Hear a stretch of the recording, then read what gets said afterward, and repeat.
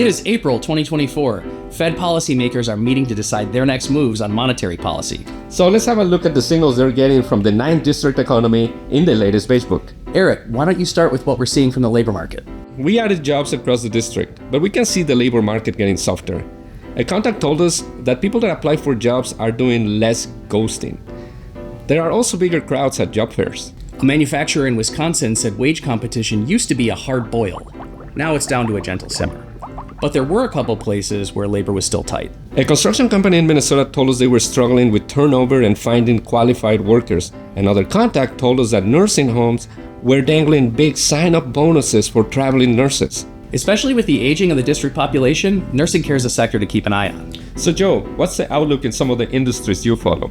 Manufacturing activity seems to be decreasing in some places. One very pessimistic metal fabricator called it the deepest slowdown they've seen in 35 years. I saw that construction activity was improving. The commercial real estate market seemed to be stabilizing.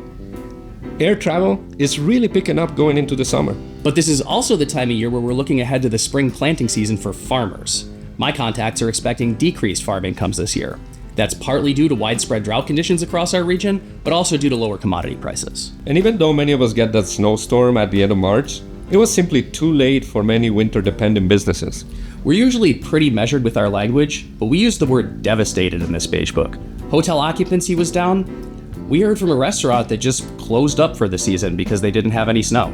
See if our latest report lines up with your experience of the economy. And check out other Beige Book entries from around the country at minneapolisfed.org.